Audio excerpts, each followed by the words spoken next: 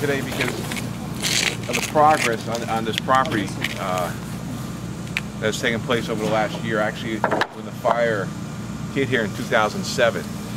This has been an eyesore for the last 10 to 15 years in the north end section here in the city of Wilkes-Barre, and under my administration we made this a priority to try to gain site control. I made a commitment to the residents that live in this area here that we would do everything within our legal power to gain control of this property.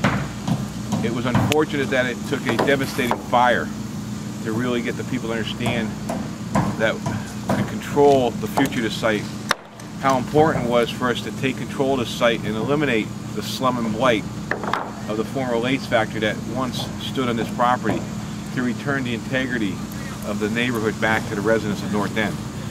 This has been a troubling area with the former building here being abandoned for many, many years. It was never going to return to its original use as a manufacturing and silk lace building. We have properties across the street, right on Courtright Street, that are nicely maintained, owner-occupied, and I listened to their concerns of not only Courtright Street, but you go up and down North Main Street, all the streets off of North Main, that had to put up with the slum and blight of this neighborhood. It was an attraction for the homeless, it was an attraction for vandalism, it was a nuisance property, and we were fully aware of it. We took the legal process to get to the point where we could gain site control through the assistance of Governor Rendell, former Governor Rendell, former Councilor Paul Kondraski, Eddie Dave-Pashinsky, the Luzerne County Commissioners, the Wilkes-Barre School District, Wilkes-Barre City Council, the Mayor's Office, and the administration. What you're looking at now is homes that are currently under construction that will be completed by the year end. Again, this is just another example of the Mayor and the administration and City Council working hand in hand with all levels of government, whether it was the county government, the school district, the state, or the federal, to remove slum and blight from this residential neighborhood and restore the integrity with the construction of single-family homes and some rental units that will take place here. This is happening during a tough economy. We all know we're in a very difficult time here with the recession.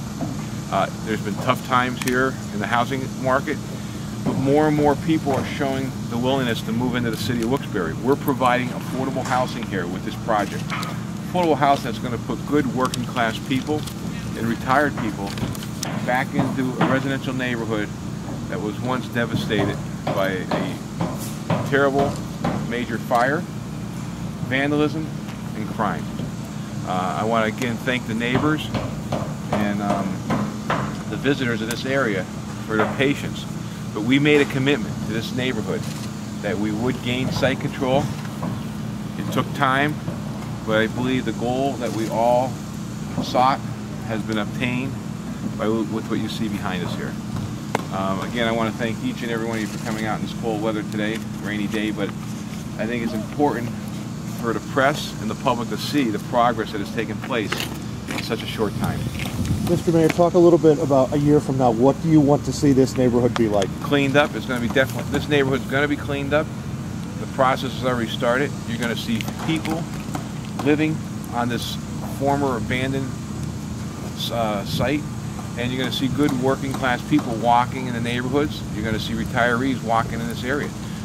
You're going to see beautiful housing right here. And again, it's coming at a tough time with the economy. And we're very happy with the nonprofit that's handling this. It's HDC, Housing Development Corp, that worked with us, partner, Gene Brady.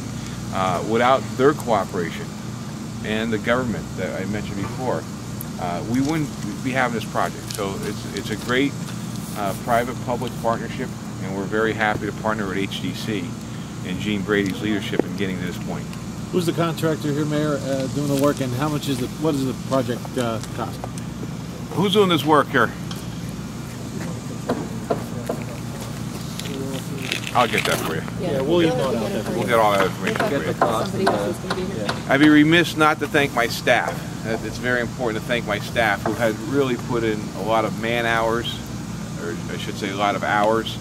Marie McCormick, Kurt Sauer, Nicole Ferentz, Drew, Greg, John Colwell. It's really been a team effort because there was a lot of headaches with the title of the property. There was a lot of liens on the property. There was a lot of defects on the title that all had to be straightened out. And it took a lot of time and effort and persistence on my staff's part to get rid of the problems with the title. How long ago was it that you started working toward this? January 5th, 2004, the day I took office. We recognized the fact that this area had to be cleaned up. And we were faced with numerous complaints. And we listened to those complaints. The unfortunate part, the legal process takes time. And we had to go through the legal process to get to this point. How many homes are there? Greg, how many single-family homes? How many attached homes? It's on there. I think it's total 20. It's like 12 and 8. 12 senior cottages, 6 homes marketed for home ownership. 12 and 6. 18 units to start. 18 That's phase units. one. That's phase one. Is there a phase two that there would be? phase 2, depending on funding. What would phase two entail if there would be? Similar. 12 more 12 to units. 13 more homes. Phase 1's 18 with the proposed 30.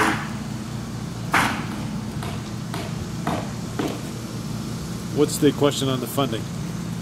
That's future funding. That's for phase 2. Is that something that you're working toward obtaining right now? Yes, we're always looking forward for new funding, yes. About how much would you need to get to phase two? Well, again, it's estimates now. Do we have that number? The funding for phase 2? I can give you that number. It's through the NSP. Yeah, Neighborhood Stabilization Program. Not sure what the request was for. Who gets those numbers? You know, on Yeah. phase we'll 1, get phase 2, those and who the contractor is. What's the, I guess, how much are the homes going to cost? What will the price range once they come on? Has the market study been completed yet on the value of the properties? I don't know. We're a little short here because we thought someone was coming from HCC. We'll get you all those questions. And they're the ones that are managing the project. So we'll just have to get your answers. Just to give you other examples of new housing that has taken place over the last several years, you have the Mill Street homes. There's 2 there that are built on the former S&S school up on Mill Street off of George Avenue. The Pine Ridge development, which was a former coal bank. There was also a nuisance area, residents of the Parsons Miners Mill section. 25 new homes so far. And just a couple blocks over on Madison Street, we acquired vacant lots, actually vacant properties, and Habitat for Humanity building a home there now. Mr. Mayor, you were talking about the complaints received from some of the neighbors here. Have you spoken to the neighbors since the project has begun, and are they happy with the progress? I spoke to the neighbors back when we actually took down the building and took down the smokestack, and they were very happy with the plans that were in place. I think they're pleasantly surprised that the property construction has happened, I would think in their eyes, pretty quickly, but we're right on schedule, and weather permitting, this will continue to be on schedule. Figuring, what, September as a completion date? Year end, Okay. weather permitting.